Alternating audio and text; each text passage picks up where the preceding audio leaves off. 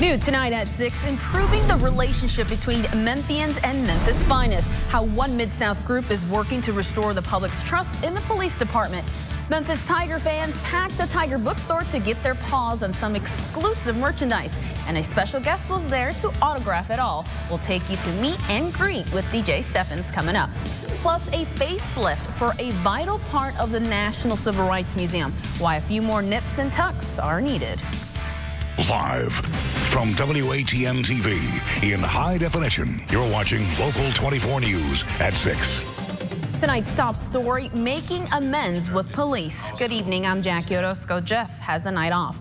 Residents in Frazier had a chance to voice their opinion and concerns about Memphis police. Some of their issues, police brutality, male cops acting inappropriately with female residents, and race issues. Local 24's Yvette Whiteside explains how the Mid-South Peace and Justice Center is trying to improve the public's relationship with police. She joins us live in Midtown Memphis. And Yvette, I hear things got heated in the meeting? Yeah, well, Jackie, several people told me they felt good about today's event because the open forum allowed them a chance to voice their opinions about issues in the community. Now, dozens of people gathered at Union Grove Church for the community relations event held in Frazier today. Those in the community got a chance to voice their issues they have with police. Topics that were addressed included race issues, male and female conflicts, and power and powerless issues. Although some moments got heated than others, the event ended with both sides talking about solutions on how to improve community police relations in a positive way.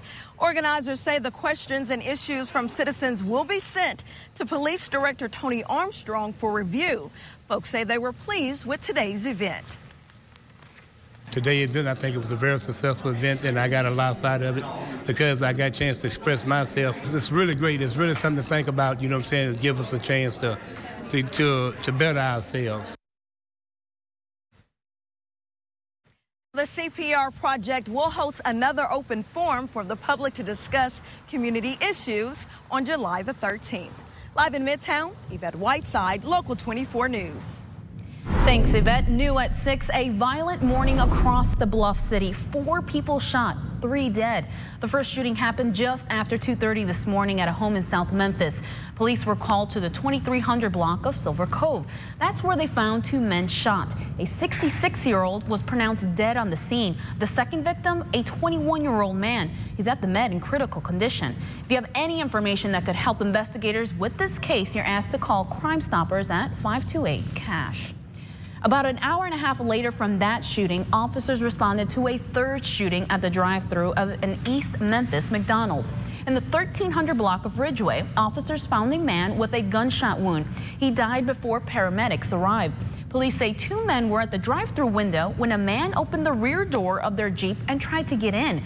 Somebody in the Jeep then shot the victim. Officers are questioning the 29-year-old triggerman. So far, no charges have been filed. And just before 5 this morning, before having your cup of joe, a 4th shooting. This time it was in Berkeley and it involved a married couple. Police say a woman was shot inside her home in the 800 block of Sumter Street. She died before paramedics arrived. According to investigators, the victim and her 53-year-old husband were arguing over a gun. Then she was shot. Officers arrested the husband. No charges have been filed yet. 10 days until the Memphis and Shelby County schools merge, and school board members have yet to make a decision about corporal punishment. It's just one of the many policies still up in the air right now. The school board met last week during a work session. Among the many things up for discussion, corporal punishment. Memphis City Schools banned that practice in 2004, but the paddle policy is still in place for Shelby County schools, but rarely used. The Unified District Superintendent Dorsey Hobson tabled the item again. He wants to discuss it with the board for a vote in July. The superintendent said it was because they haven't had time to do all the research we asked for. I have a feeling he pulled it because he knows it's going to generate quite a bit of heated discussion. And that's because many parents are split about corporal punishment. Other things that also need to be hashed out by the board: if cell phones will be allowed in the unified school system, and whether to recognize labor unions. The board meets again this Tuesday.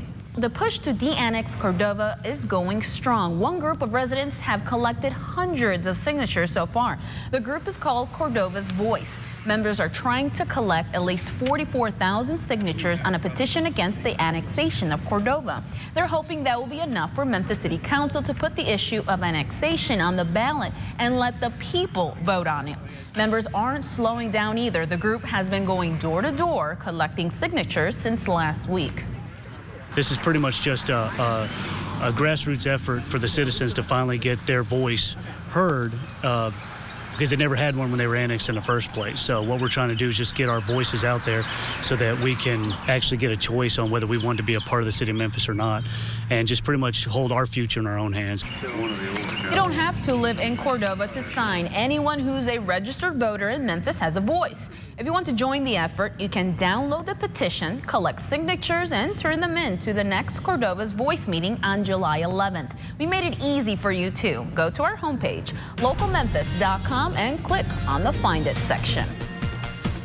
Local 24 has continuing coverage tonight on the renovations to the Civil Rights Museum. Construction crews are well into phase 2 of its renovation project of the Lorraine Motel. Museum workers showed the public a series of photos and videos of what's been done so far. The $27 million project will have new lights, new architecture, and things to the public hasn't seen before. Every exhibit will be renovated. All the public spaces will be refreshed and renewed and have new finishes and some new visitor amenities, so it'll be a whole new museum. Even though the museum is partially open, people can go to other places like the outdoor balcony of where Dr. Martin Luther King Jr. was assassinated. We asked folks if they would come back next year when the renovations are complete. Hear what they think so far, and we'll show you more on what to expect when the project is finished. It's all new tonight at 10. Local in Tennessee tonight, scientists in the eastern part of the state have found what is thought to be America's oldest cave art. Most of the paintings and carvings discovered on the Cumberland Plateau dates back around 500 years. But radiocarbon dating shows one painting was made in east central Tennessee about 6,000 years ago. The collection of works are thought to be part of a pattern that stretches from Kentucky to Alabama. Scientists say they show how the continent's prehistoric inhabitants viewed the universe. He's known for his incredible athleticism and his amazing dunking skills. Now we're talking about the one and only DJ Steffens. Today, Memphis Tiger fans packed the Tiger bookstore to get their paws on some of his exclusive merchandise. The Dunk Master was also on hand to sign autographs and take pictures. DJ says he's very grateful for all the love and support the town has showed him over the years. I'm really grateful. This actually turned out a lot better than I expected. I'm really happy that everybody's here just to support me, and just everybody wants me to do good, and everybody's just waiting to see what happens on Thursday, and I'm excited about it. Thursday's the NBA draft. Steffens worked out with the Memphis Grizzlies last week, and he's hoping to be the Bluff City's Bears' second-round pick. The Grizzlies have never drafted a former Tiger, but with everything that Steffens is going for him, this could be the year. We'll keep our fingers crossed. Grizz Nation got a chance to test drive their seats for the upcoming NBA season. The FedEx Forum held an open house this morning. Fans got a first-hand look at available seats as well as how much they will cost you. The first 200 fans inside today also got some free Grizzlies gear. Now everyone loves that. If you couldn't make it out to the Grindhouse, you can still sign up for season tickets. We've got everything you need to know on our website, localmemphis.com, and click on Find It. Next time you buy something, you may want to think twice before giving out your zip code. Find out how stores are using that information to help profile you and your purchase. Plus, prepare for cute overload. Oh my goodness, I can't wait for the story. We'll take you to the pool party just for puppies next.